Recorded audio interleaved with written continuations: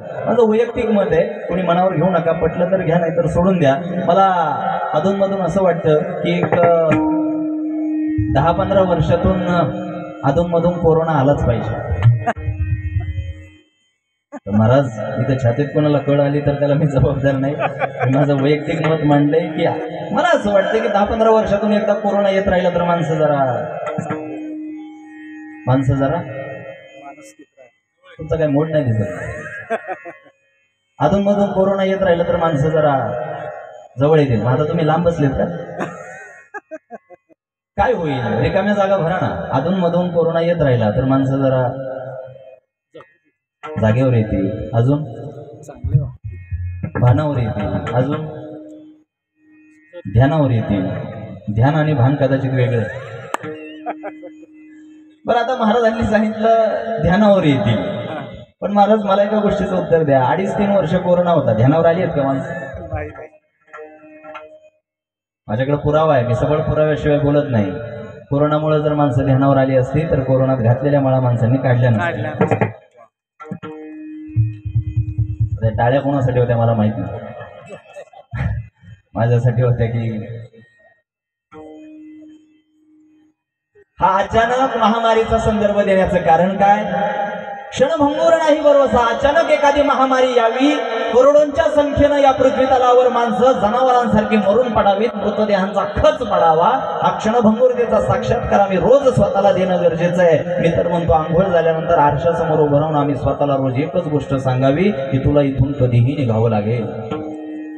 हे सांगावं रोज आम्ही स्वतःला की तुला इथून कधीही निघावं लागेल। का मी हा संदर्भ अधोरेखित केला? याचं कारण असं की जर आम्हाला इथून कधीही निघावं लागेल हे शाश्वत सत्य असेल तर माऊली ज्ञानोबा यांनी दुसरं काय सांगितलंय? जववरी देह आहे तववरी साधन करून या ज्ञान सिद्ध करा, करून या ज्ञान सिद्ध करा। ज्ञान सिद्ध करा म्हटलेत, बाकीचं ज्ञान उपयोगाचं नाही। कळलं का?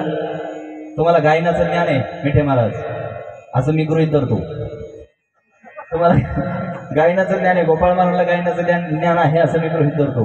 त्यांना मृदंगाचं ज्ञान आहे असं मी गृहीत धरतो। पण हे ज्ञान मोक्ष मिळवण्यासाठी पुरेसं आहे का? मोक्षाचा आणि मृदंग वाजवण्याचा काय संबंध? मोक्षाचा आणि तबलजीचा काय संबंध? मोक्षाचा आणि श्रोत्यांचा काय संबंध? येते का लक्षात? आम्हाला आपापल्या पातळीवर जे काही ज्ञान अवगत झालंय त्याचा मोक्षाशी काही संबंध नाही। मोक्षाला उपयुक्त असणारं ज्ञान मिळालं पाहिजे। एक नावाडी लोकांना नदीच्या पलीकडे नेण्याचा रोजचं प्रामाणिकपणे काम करत असायचा। एकदा त्या नावाड्याच्या नावेमध्ये 3 वेगवेगळ्या क्षेत्रातली माणसं बसली गोपाळ महाराज। एक होता वकील, एक होता MBBS डॉक्टर आणि एक होता नेता। नेता गरजेचा आहे सध्याची परिस्थिती पाहता। त्या नावेमध्ये 3 माणसं होती, एक वकील, दुसरा डॉक्टर आणि तिसरा नेता। नावेत बसल्यानंतर तो नावाडी या 3ही माणसांना थोडासा ग्रामीण भागातला अशिक्षित वाटला आणि या 3घांनी त्या नावाड्याची मस्करी करायला सुरुवात केली।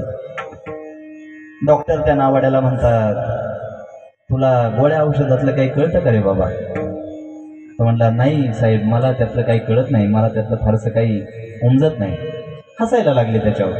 म्हणजे काय तुला कशाचंच ज्ञान नाही, तू आयुष्यभर हेच काम करणार।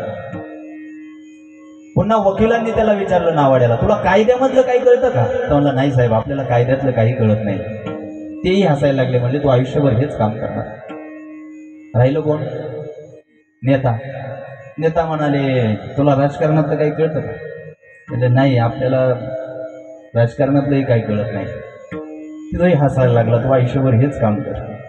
अचानक वादळ आलं आणि काही क्षणात नाव बुडणार अशी परिस्थिती निर्माण झाली।